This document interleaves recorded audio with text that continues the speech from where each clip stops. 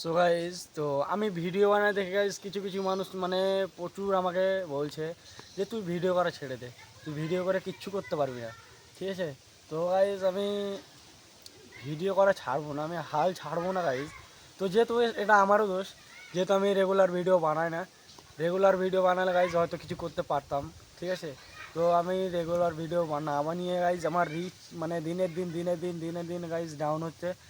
তো এতে আমার মানে কিছু করার নাই।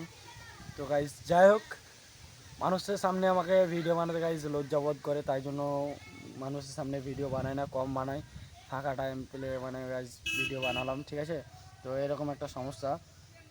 তো যেহেতু গাইজ আজ থেকে আজ থেকে গাইজ বেহায়ার মতো ভিডিও বানাবো গাইজ, প্রতিদিন ভিডিও ছাড়বো গাইজ, বেহায়ার মতো ভিডিও বানাবো। কোনো লজ্জা শরম কাউকে দেখে কোনো লজ্জা শরম মানে করলে হবে না গাইজ। আমি দেখতে পাচ্ছি যে গাইজ মানে লজ্জা করলে আমার লস।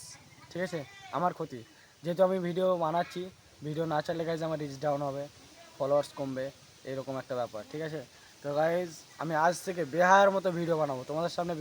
শুধু গাইজ তোমরা একটু পাশে থাকো আর সাপোর্ট করো শুধু, তাহলে আমি দেখছি গাইজ ভিডিও বানাবার দায়িত্ব আমার গাইজ।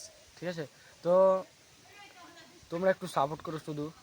আর পিছনে অনেক মানুষজন আছে মনে হয়, আওয়াজ পাচ্ছি আমি, তো সে দেখুক। ঠিক আছে, তো যাই হোক গাইজ, আমাকে একটু শুধু সাপোর্ট করো তোমরা আর পাশে থেকো।